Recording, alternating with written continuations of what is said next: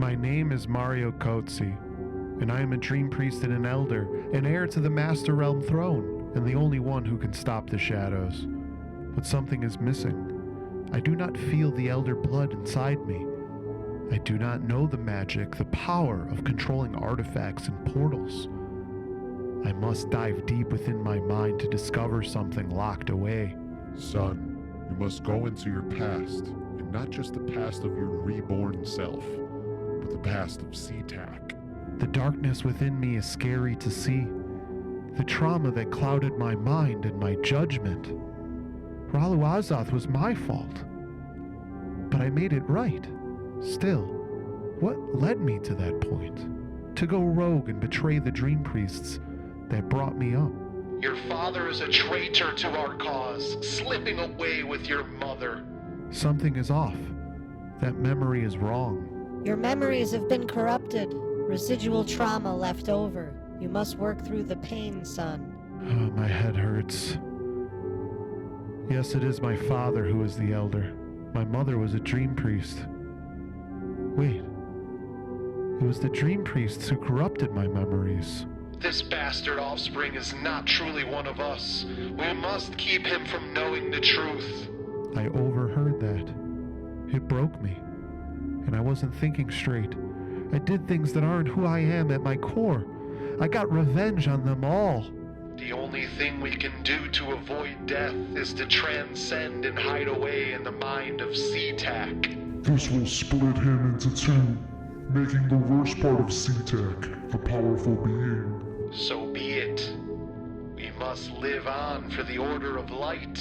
And they gave themselves to me to unlock my dream priest powers. They sacrificed themselves so I can defeat SeaTac and fight Obscitans Abyssus. We learned of your trauma and repented for our ignorance.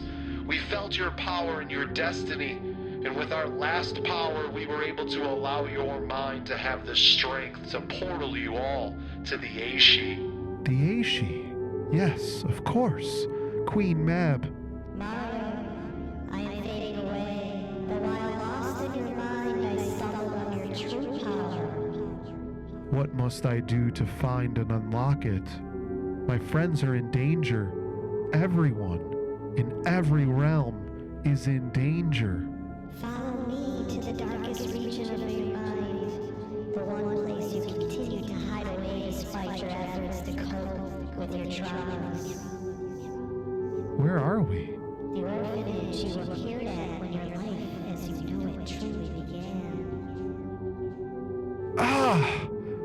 What is this? These things flashing in my mind. When you split from SeaTac, you still held a connection at first. Everything you both saw, heard, and felt were shared. I know you hear me. I will find and destroy you eventually. But until then, I want you to squirm in fear and keep this locked away. I looked into the void and saw our destiny.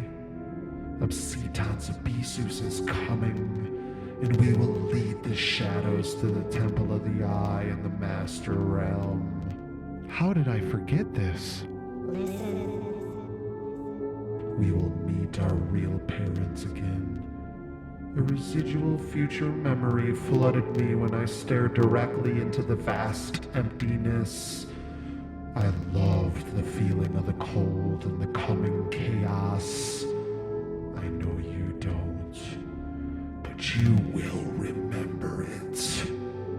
The ultimate goal is to unleash the void into the Master Realm, so the void becomes the true center of everything.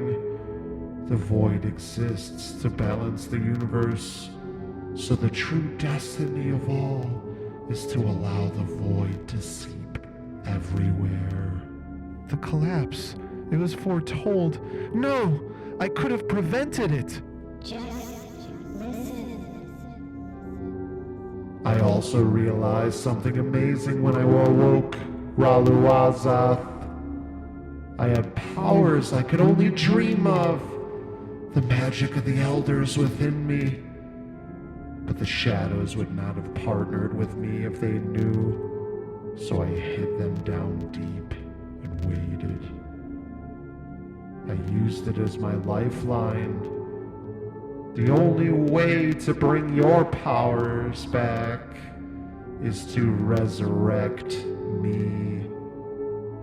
Let the darkness seep back into your mind, and you can rule the Master Realm in my image. No! I will not let you! Mario, you must. The fate of all is up to you reaching your full potential. Remember, you are stronger than before. You can cope and you can live with your trauma, allowing it to be a part of you, but not to rule you. CTAC is the darkness. You cannot run from the darkness, but you can turn it into a strength for your new self. But what if I fail? Then all is lost. No, my friends, I must not let the shadows win!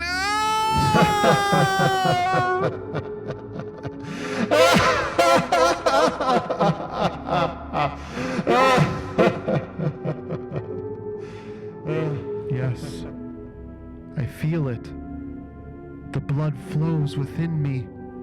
I am something new. An elder, a dream priest, a human. I am strong.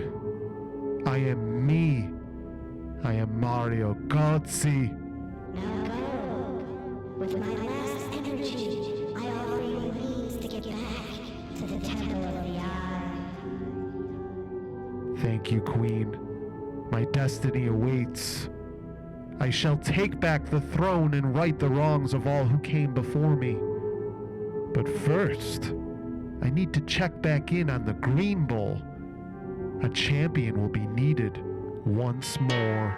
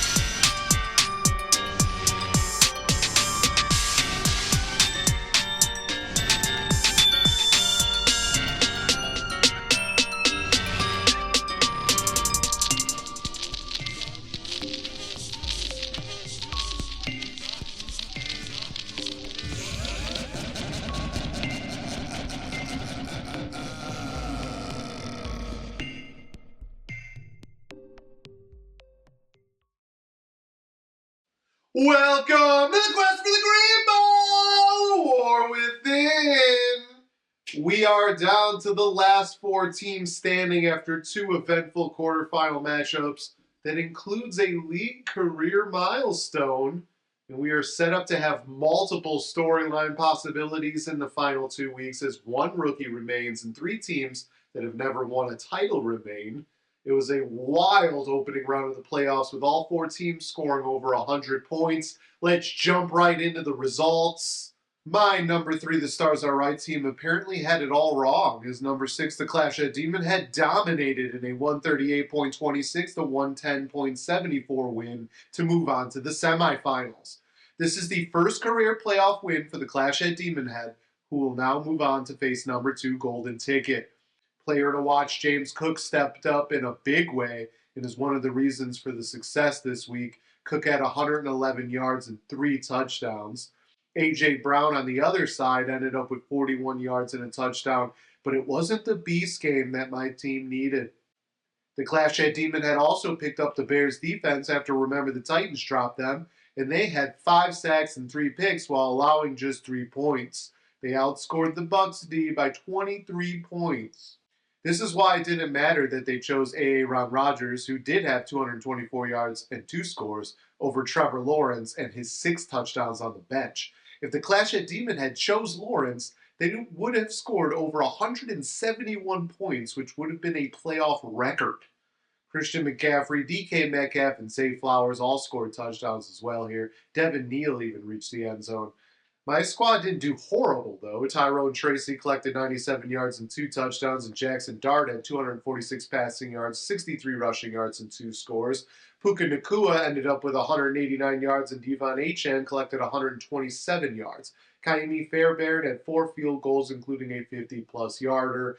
But in the end, leaving DeAndre Swift on the bench and choosing the Bucs D ended my season as I fall to 8-7 and will play in the 5th place match in 2 weeks. The Clash at Demonhead is now 9-6 and has a lot of momentum headed into their first ever semifinal match. In the other quarterfinal, number 4 Remember the Titans barely held on to a 103.2 to 101.46 win over number 5 Thor-lacher. Player to watch, Travion Henderson, was a major reason why with his 161 total yards and 2 50-plus yard scores. Derrick Henry on the other side had 100 yards but no touchdowns, which clearly hurt here. It was also important for Thor-lacher to get more than a touchdown and 13 points from Patrick Mahomes, who tore his ACL. Joe Burrow struggled on the other side. That could have been a big push for points there. Remember, the Titans also took a 0 from their kicker, but they did have 132 yards from Jamar Chase, 113 yards from Jackson Smith and Jigba, and touchdowns by George Kittle and R.J. Harvey, who was dropped by Thor-lacher last week. The Jaguars' defense added 3 sacks and 3 picks.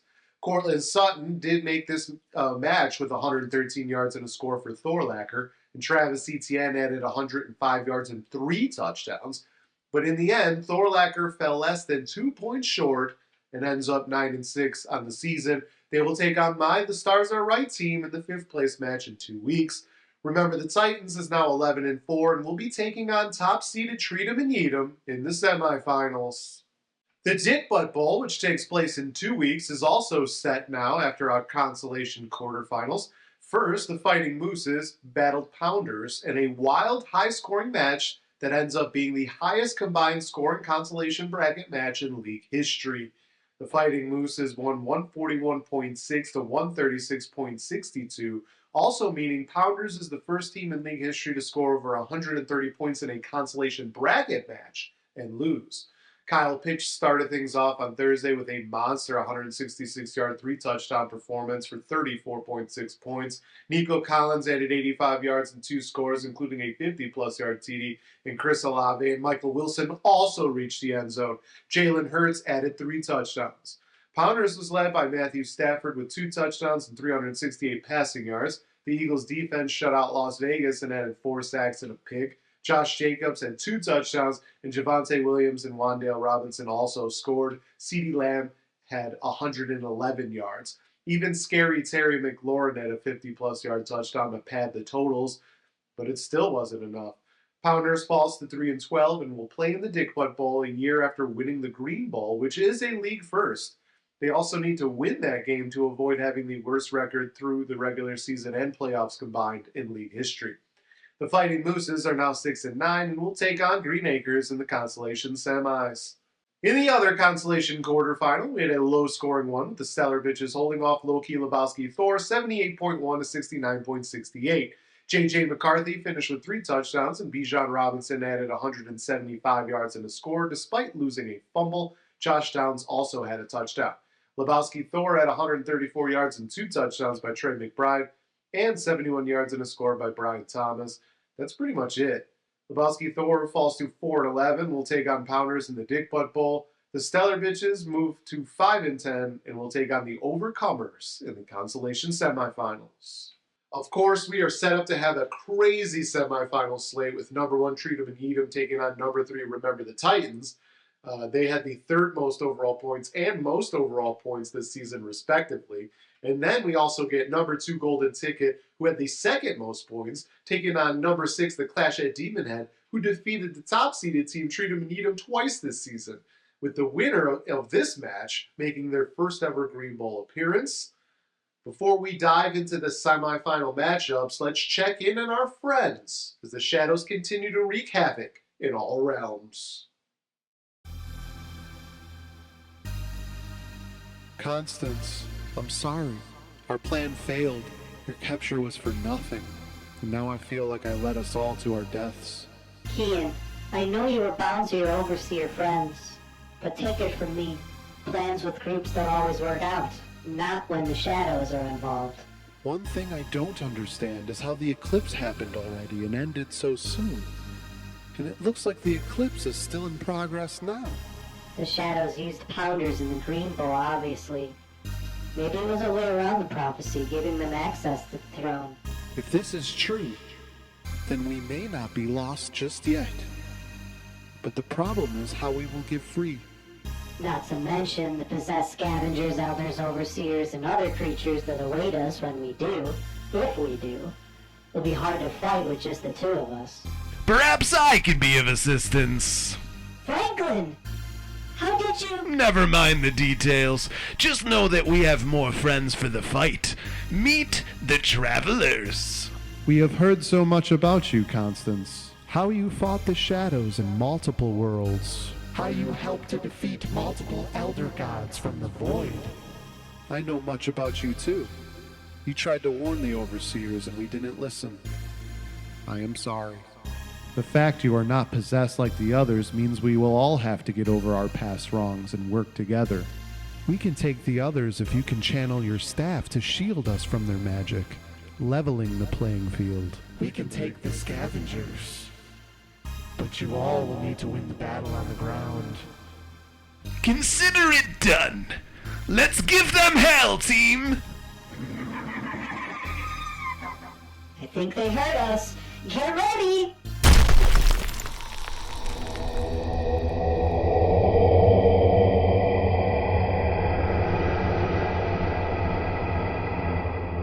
We start in the 2 versus 6 matchup with the Clash at Demonhead in their first ever league semifinal, taking on Golden Ticket in their second ever league semifinal.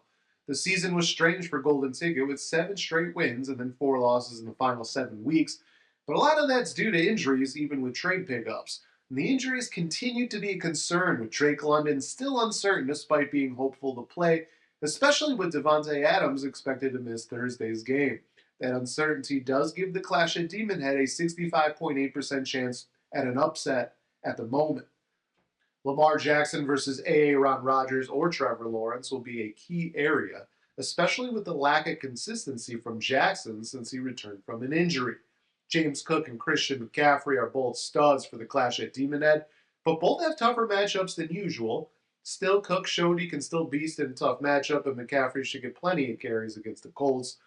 DK Metcalf and Zay Flowers have had back-to-back good weeks and have decent matchups to try and continue their momentum, which means that Golden Ticket will need George Pickens to step up and hope that London will be back. Dallas Goedert looks to be an advantage at tight end for Golden Ticket, especially with Patrick Mahomes out, which could limit Travis Kelce. Tedoroa McMillan and Rico Dowdle will be going up against Tampa Bay's defense. They got beat up by Kirk Cousins last week in what will be a battle for first place between between Carolina and Tampa Bay.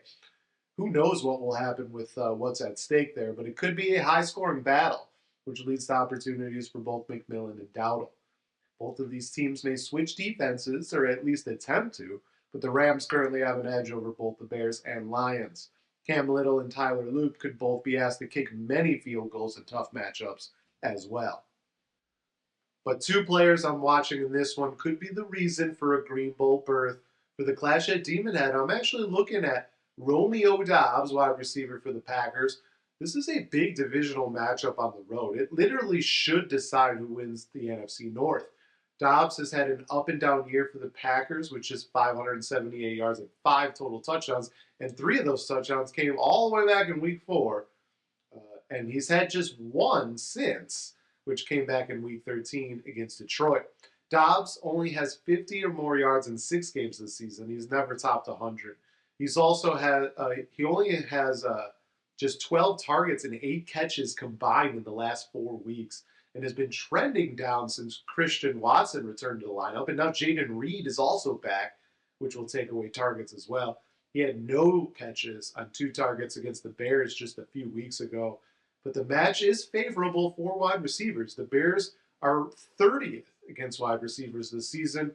It was Watson, though, who had 89 yards and 2 scores the last time they played a few weeks ago, while Bull Melton and Reed had the other targets in a low-scoring game. But yards is not why they are linked. Why the Bears are actually ranked low against wideouts is because they've allowed 19 touchdowns to the position, which is the true reason for optimism if you're a Dobbs fan. And Dobbs tends to be a red zone threat along with Reed and Josh Jacobs. The question is, will he be targeted enough? Will he get enough opportunities? If Dobbs can score a touchdown and give the Clash at Demonhead production out of the flex, it could be a huge compliment to her other stars. But if he once again puts up little to no numbers, that missed production tends to come back to haunt you in the playoffs when close matchups are expected. For Golden Ticket, I'm looking at running back Bucky Irving of Tampa Bay. Irving started the season strong. He had touchdowns in weeks 1 and 4, and he had a lot of yards too. 121 back in week 2, 99 in week 3, 165 back in week 4. Then he missed 7 games, which limited his total production this season. However, he's healthy now. He's had at least 70 total yards in the last 3 games and touchdowns in weeks 13 and 14 as he works himself back to full strength. And now he gets Carolina's defense. They're ranked 26th against running backs. The Panthers have allowed 15 total touchdowns and 9 players to rush for 70 or more yards. This includes Travis Etienne, who had 143 yards in week 1. James Cook had 216 rushing yards in week 8. Bijan Robinson had 104 in week 11. The problem is that Irving is now splitting reps with Rachaad White and Sean Tucker since returning from his injury. Tucker has even vultured touchdowns away from Irving at the goal line, but Irving still has had 19 touches per game since returning, so he should have opportunities to score.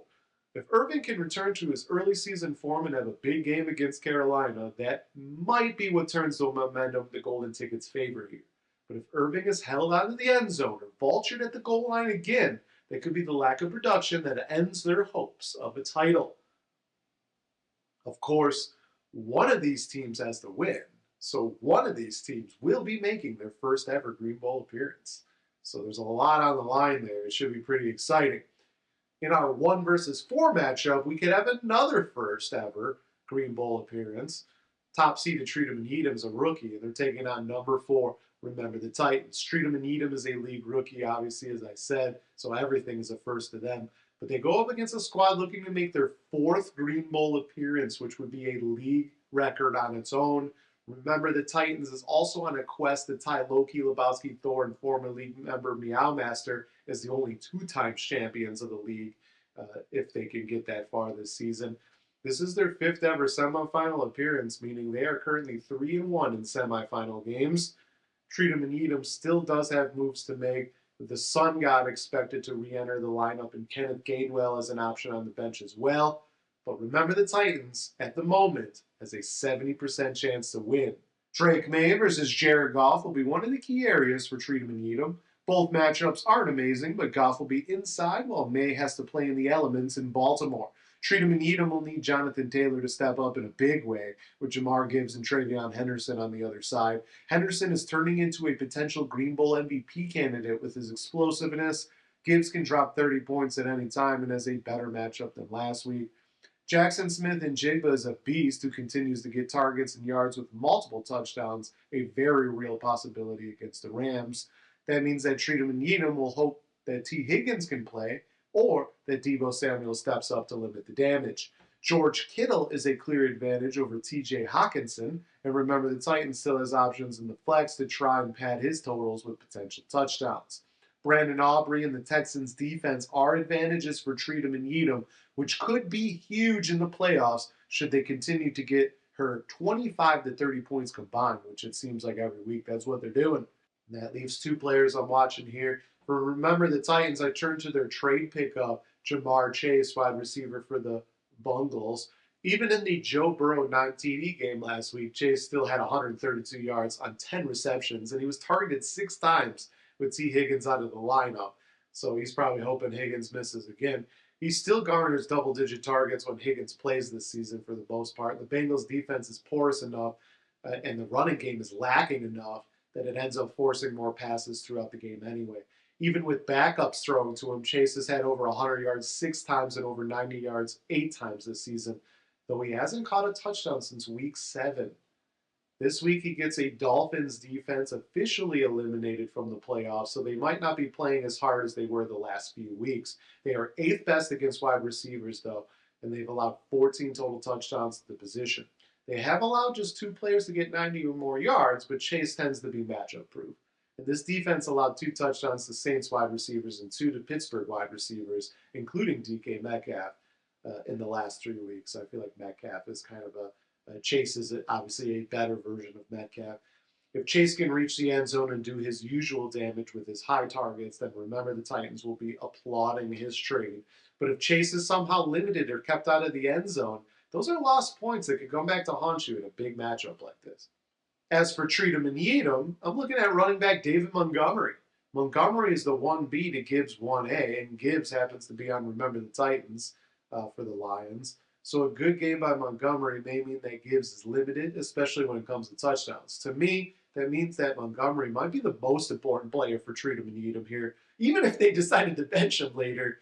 Montgomery has 635 yards and 8 touchdowns this season, and he's scored in the past 3 games, so he's trending up a little bit. He has only had over 100 yards once on the ground. He had 151 back in week 3. He's only had 60 or more yards 4 times. So clearly Gibbs has taken over more of that 1A. Montgomery is becoming more of a backup type role. The problem is volume, obviously. He's had 10 or fewer touches in the past 5 games. Now, he did have 13 or more touches in 6 of the first 9 games. So something happened in between there. Maybe he's actually a little hurt. We don't know. This week he goes up against Pittsburgh. They ranked 10th against running backs this season, allowing just 5 touchdowns on the ground and 1 through the air. This defense is interesting in that they've actually looked weak against running backs at times, but they tackle so well that they seem to limit big plays. They limited a big play from Achane on Monday night. He could have busted 70 yards, but 1 tackle got him down. They did allow 108 and 99 yards to Chase Brown this season, 105 yards to Kenneth Walker, 107 yards to Breece Hall, 144 to James Cook, and 95 yards to Kamani Vidal. They also allowed 94 yards to Derrick Henry, but they shut down Jonathan Taylor. Devon Achane, as I said, he only had 60 yards rushing. He did have over 100 yards total, but Montgomery is always going to get mostly rushing yards. Josh Jacobs also shut down on the ground for the most part. So Pittsburgh is kind of weird like that. If Montgomery can reach the end zone again and vulture Gibbs, that could go a long way to helping to get the upset here, because they're obviously getting points and limiting points on the other side. But if Montgomery can't score, it leaves the door open for a big Gibbs game who can do damage through the air as well. And that could mean the dream of a rookie title is over. Regardless of what happens, these should be great matchups, and it should set up a very fun Green Bowl to close everything out, no matter who ends up winning here. Now, we also have 2 consolation semifinals going on to determine who makes the consolation final, and I want to preview those as well. 7-7, the Overcomers, takes on 5-10, the Stellar Bitches, and the Overcomers, who close the season strong, has a 72.6% chance to win. Josh Allen in a tough matchup against Cleveland versus J.J. McCarthy should be interesting. Bijan Robinson versus Saquon Barkley and Jaden Reed versus Jordan Addison should also be key. Lad McConkey might go off with his matchup, while the Stellar Bitches has 2 tight ends going in Mark Andrews and Colston Loveland. The 49ers defense does get an edge over Seattle with the matchup. 6-8 Green Acres takes on 6-9 the Fighting Mooses in the other consolation semifinal. Green Acres has a 60% chance to win. CJ Stroud versus Jalen Hurts will be interesting. Hurts has a much better matchup, but Las Vegas is pretty bad too. Kyron Williams and Breece Hall have the advantage for Green Acres, while Nico Collins and Chris Olave have an advantage for the Fighting Mooses. Look out for Kyle Pitts if Drake London is out again, and we must wonder if Justin Jefferson will finally show up. The Saints defense does have the better matchup, but Denver is Denver, so we will see. This is the penultimate week of the league results, but we do still have 2 episodes to go as we get closer to crowning the 2025 Green Bowl champion and finding out what will happen in the Master Realm. That's the show for the week. Hope you enjoyed it.